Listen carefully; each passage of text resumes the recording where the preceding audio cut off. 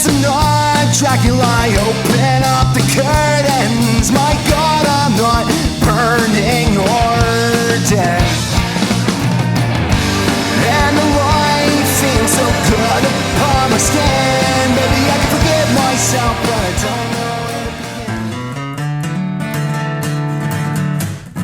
I bet they said that it couldn't happen back then, but oil money seems to persuade Uncle Sam, and good old Van would have never even gotten stoned, and Steve would have never rode Copperhead Road, so our ancestors snuffed like thieves through the night. But looking back, prohibition just doesn't sit right. And just like a chopper in the heat of Saigon, our history will have enemies until it's wrong and gone. Yeah, philosophers will always get lost in the night, 'cause today JFK's DOA just doesn't feel right. And they said this war on terror was later just an error. Take your shoes off at the TSA, you know the rest is history. These things are seldom what they appear, so stay vigilant, my dear. And you know I'm just the voice among the throng, but how come you resonate with every single word in this song? Let's not get history wrong. Come on, dude. Little copyrighted intro music for you guys. Let's not get history wrong, dude. That song's called History is History. For real. Welcome to the podcast today, the greatest podcast going. This is the anti-George Carlin podcast, and I say that with a childlike immaturity. This is the greatest podcast ever. Little fedora tap. For you guys, this is what it is. It's the listeners. This podcast is nothing without you guys. I recognize that, and I like to think people like Nick Fuentes are joking when they go, "I am the movement. It's me. I got an army behind me." Because that scares the Look at that, dude. I don't curse, dude. I'm a clean caster, dude. I'm a cool, clean caster. That really does scare me. I'm gonna break this down, send it to people that like Nick Fuentes or whatever, because starting a movement is easy. It really is. I started a movement. I'm a little bit older than Nick Fuentes, so he has to age to see it clearly, but I'm going to break it down by putting America first and talking about the Constitution and spirituality, because the Constitution of the United States was based upon the Bible. 100%. Wherever you read in the Constitution, beginning to end, it's all about the individual. And I hope most of my listeners have read the Constitution, or even parts of it in high school. God knows if they still teach the kids the Constitution in high school, public high school. But when I was a kid, we did. At least some of it. And it was profoundly, start to finish, based around the individual. Now, I disagree with the whole movement thing, because starting a movement is easy. I did it in a wheelchair in a psych ward in Delray, Florida. It was right after my brother died. I was going to die myself. I was addicted to drugs, ladies and gentlemen. My parents love me. I'm blessed to have good parents who cared enough to put me in a psych ward. While I was in the psych ward, I started a movement. I really did. I'm in a wheelchair. I'm wheeled around to these 10 mentally ill patients, and I go, there's more of us than there are of them. There's only like 3 guards there. What are we doing? Are you guys going to die here? Decrepit? Getting weaker every day? Or are we going to rise up and fight? We don't know unless we try. So let's get together and kick some ass. And I'm wheeling around, and like 6 of them got up, and we all got juiced with Ativan and Haldol. It was a warm welcome nap minus the Haldol. So if you ever do start a movement, because they're quite easy in a psych ward in Delray, Florida, the moral of that story is, upon getting to the psych ward, tell them you're allergic to Haldol, so you just get the good booty juice. That's what they called it in there, booty juice. Give them the booty juice. And I got it. Oh, my butt. and took a nap. That's what happened to me starting that movement. And most movements die. If you look at any movement on the left, nothing good comes out of it, right? Because it's anti-constitutional. It's America second. Look at any totalitarian state. When the Constitution was formed, a lot of it was biblical and based upon Great Britain. If you know history, no taxation without representation, but you can look at North Korea, you can look at China. Do any of these countries have God? Do any totalitarian countries have God? No. The answer is no, because a man, I am the movement, becomes the state. And the followers, Nick Fuentes followers that truly believe in his religion, you are just a Frankenstein of the state. It sounded crazy coming out of my, but that should be a band name. Frankenstein of the state. That should really be a band. I'd listen to Frankenstein of the state. Hold on. That was crazy sounding coming out, but it's actually true. In America recently, you got like, all Nazis should be punched. All this stuff in the left. You are now a collective. It's an us versus them narrative. You are a cog in the machine. That's what I'm trying to say. You're a Frankenstein of the state. For real. Any totalitarian monstrosity where man becomes the state is no good, people. And our founding fathers knew this. Man, it just fires me up. Because I know that the younger generation, like, we're getting back into church, which is good. But let me break something down, because what that means is young men weren't taking a Sabbath day. Charlie Kirk was big into Sabbath, no phone. He was big into it. And right away, the Christian followers on the podcast, or atheists, will have the same philosophy. They'll go, hey, Ross of Nazareth, Sabbath doesn't mean anything. Jesus healed on the Sabbath. You don't have to rest. You can perform miracles any day. And my answer to that is Jesus responded subtly. I believe he replied subtly. He actually doesn't say anything after he did the miracle. He was never the one to go, I am the movement. Right? But let's say Paul. Paul, he has visions of, you don't have to have dietary restrictions. Like they're getting further and further away from the Jewish traditions, like the old Jews. You can't mix this and you can't mix that. And Paul's like, wait, we can eat whatever we want. And Jesus replied, it doesn't matter. And you guys can look this up. I did my homework. I'm translating this properly. I'm obsessed with this stuff, people.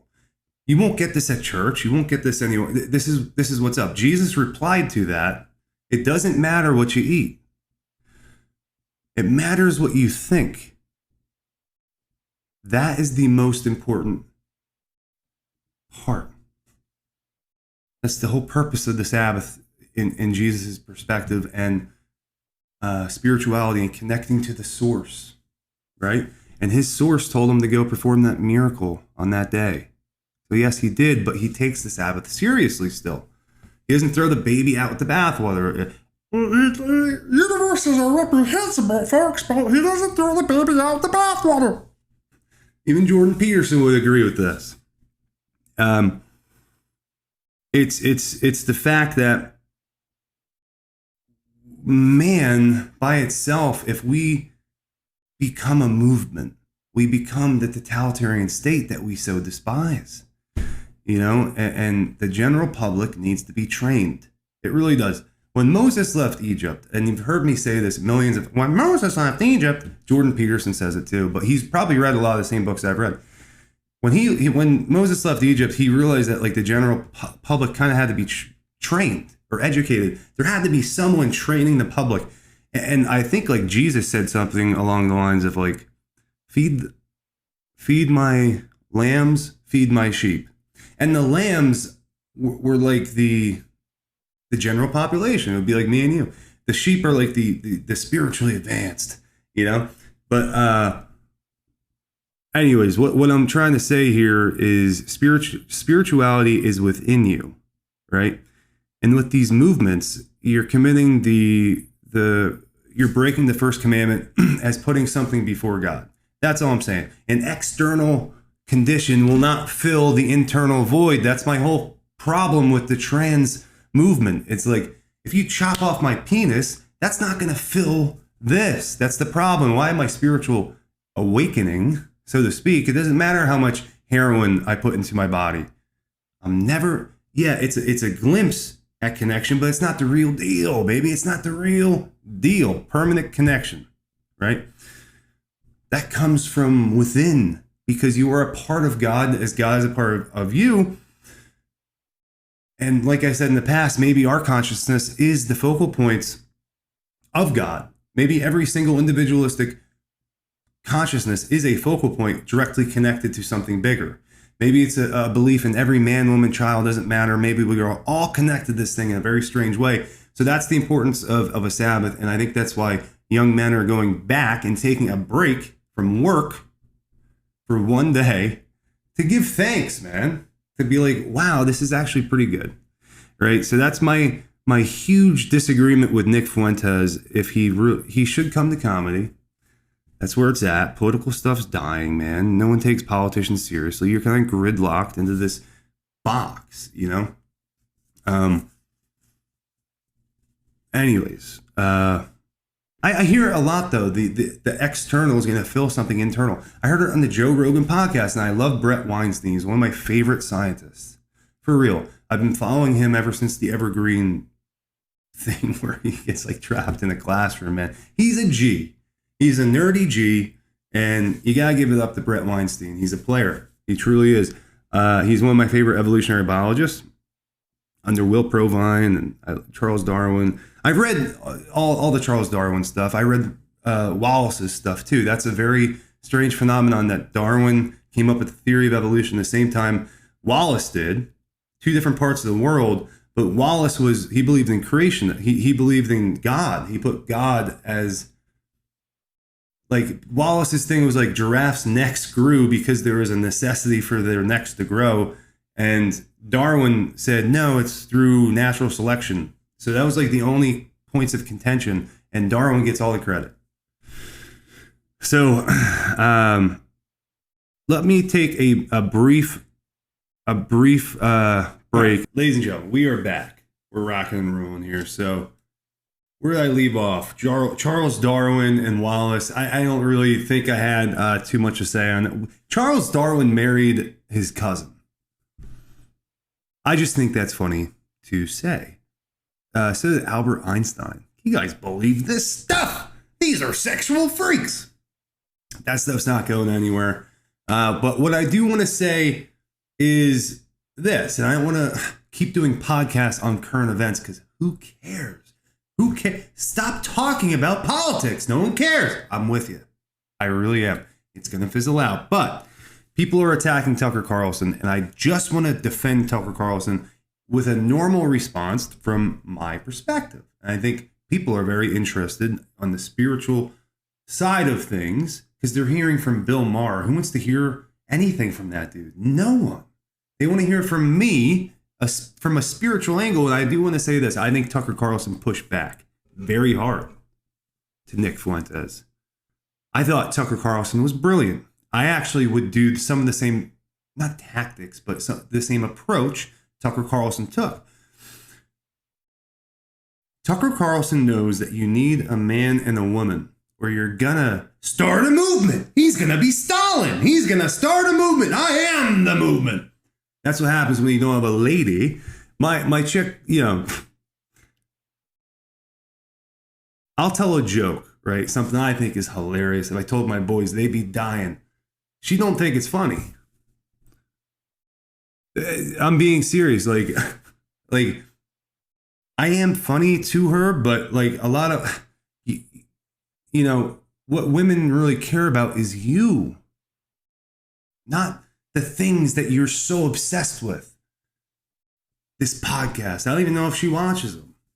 She watches some, but she doesn't care. She cares about me. You understand what I'm saying?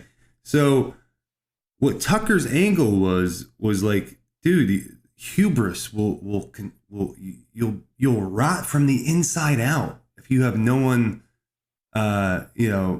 in your life that's going to challenge you, and help you grow. So I thought Tucker Carlson did that so beautifully, because he can't, like I say all the time, he can't just go, there's God. All you can do is you lead the horse to the water. Do horses drink all the time? Well, it's up to the horse. Is Nick Fuentes ready to, see the fact that, like, dude, you are doing the same thing that you were calling other people out for? This collective thinking. Do you want people to think like you? Really? I came to a weird realization in college with a woman, actually. And, she was the greatest girl you could possibly imagine. Beautiful, smart. And I'm in college and I'm young and I'm dumb. And I blow off this relationship. I'm selfish. It's all about me, me, me, me. And I ended up cheating on her, and it really affected her. And later on, that really hurt me. Like, I felt so horrible for hurting this person that just cared about me. No one taught me how to love. Okay, I had the worst examples possible. How do you be in a healthy relationship? I don't even know. I still don't know how to be a man and be in a relationship. I'm learning every day. Do you understand what I'm saying?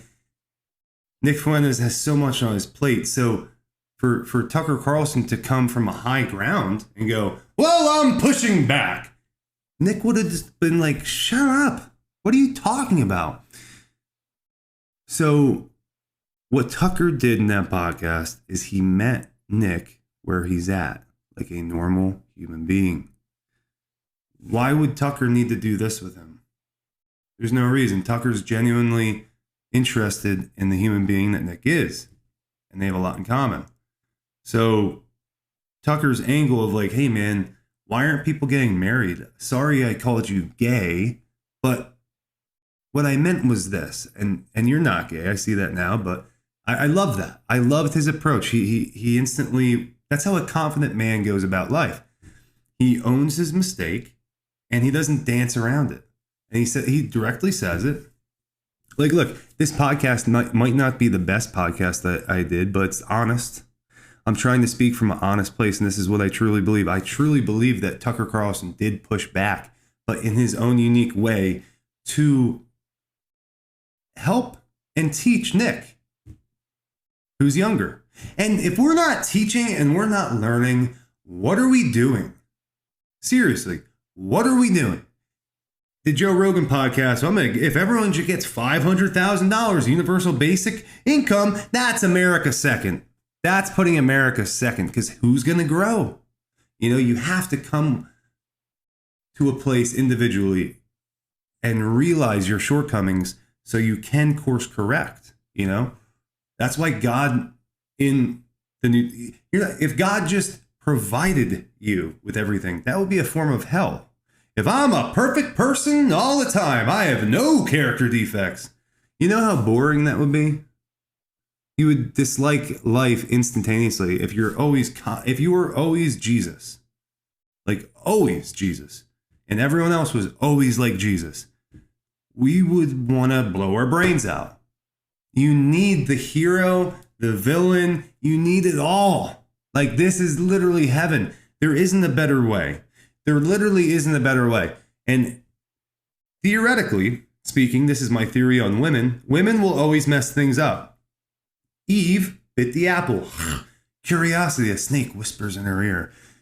You wanna know what true knowledge is? Oh, come and bite this apple.